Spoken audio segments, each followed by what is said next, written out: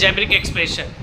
तो algebraic expression को हमने तीन टर्म्स में बांट रखा है, कोफिशिएंट, वेरिएबल और कांस्टेंट। तो हमारे पास इक्वेशन है 5x + 9, जिसमें 5 हमारा कोफिशिएंट है, x वेरिएबल है और 9 कांस्टेंट है।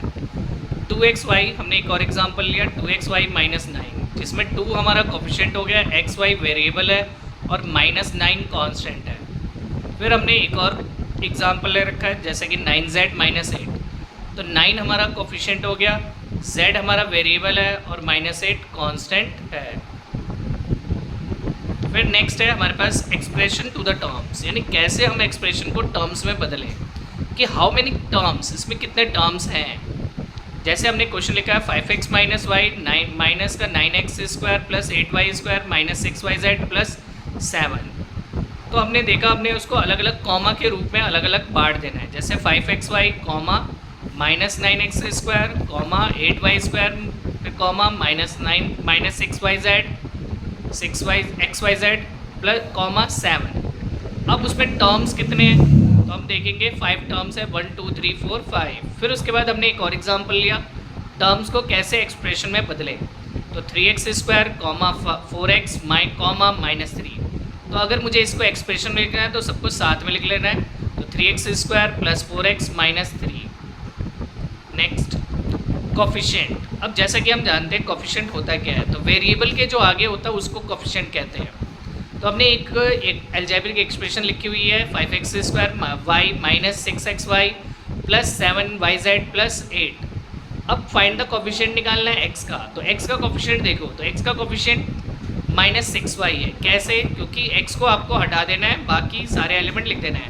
लेकिन फर्स्ट वन में देखिए 5x² है, तो x² तो लेना ही नहीं, हमें तो x का कोफिशिएंट चाहिए, तो -6y। सेकंड में हमें कोफिशिएंट निकालना है x² y का, तो x² का y का ढूंढना है। तो x² y जैसे कि फर्स्ट में है तो 5। फिर फाइंड द कोफिशिएंट z का, तो z का कोफिशिएंट क्या है 7y लिख दिया। फिर xy का कोफिशिएंट -6।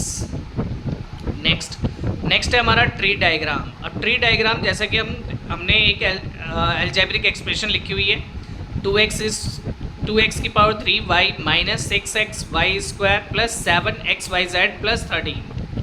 पहले तो सबसे पहले इसको टर्म्स में बांट देना है। तो हमने इसके टर्म्स निकाल लिए 1 2 3 4 टर्म्स कर लिए।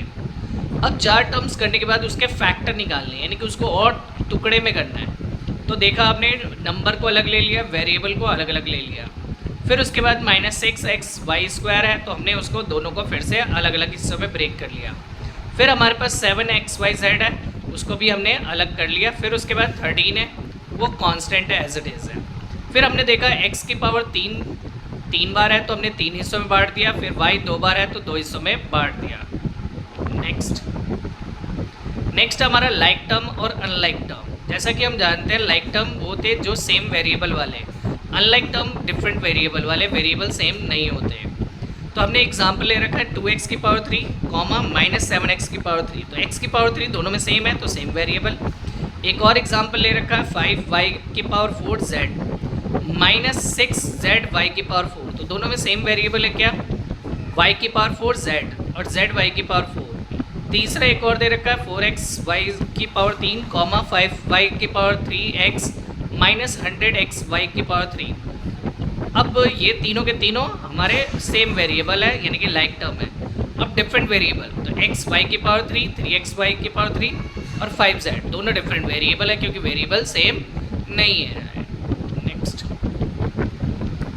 नेक्स्ट है हमें डिग्री की बात करें तो highest power is called degree.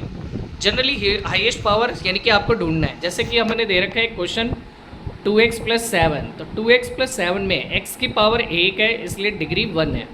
फिर एक और एग्जांपल है -5x की पावर 3, तो इसमें x की पावर 3 है, तो डिग्री 3। फिर तीसरा है हमारे पास 2xy, तो xy की पावर दोनों की पावर 1 1 है, तो 1 + 1 2 पावर, दोनों को ऐड कर देते हैं। एक और क्वेश्चन ले रखा है 5x की पावर 3 y 1 - 7x की पावर 4 y + 8, जिसमें हमने डिग्री लिखा है 5। कैसे, देखो x की पावर 3 और y की पावर 1, तो 4 डिग्री लिखा है, d से हमने डिनोट कर रखा है। फिर x की पावर 4 और y, तो डिग्री हो गई हमारी 5, तो हमने आंसर 5 लिखा है। एक और एग्जांपल लिखा है 9a की पावर 2 b + 7ab 3 + -8 8 ए की पावर 2 B2 प्लस इंटू सी। तो यहाँ पहले वाले में ए की पावर 2 बी की पावर 1, तो यानी कि डिग्री 3 हो गई। फिर उसके बाद ए की पावर 7 ए की पावर 1 है, बी की पावर 3, तो 3 और 1 4 हो गई। लास्ट वाले में ए की पावर 2 बी की पावर 2 और सी की पावर 1, टोटल हो गई डिग्री 5, तो इसलिए हमने डिग्री 5 लिखा है। फिर हमने एक कांस्टेंट नंबर लिखा है 8। अब कांस्टेंट की डिग्री हमेशा 0 होती है। नेक्स्ट लास्ट टर्म हमारा, लास्ट टॉपिक है हमारा आज का मोनोमियल, जिसमें सिंगल टर्म, बाइनोमियल 2 टर्म होते हैं, जैसे 5x माइनस वाई या 5x प्लस वाई भी लिख सकते हैं। ट्राइनोमियल 3 टर्म होते हैं, तीनों डिफरेंट वेरिएबल होने चाहिए। पॉलिनोमियल उसे कहते हैं जिसमें मोर देन 3 टर्म होते हैं, उसको हम पॉलिनोमियल कहते हैं। Thank you for watching, subscribe this channel.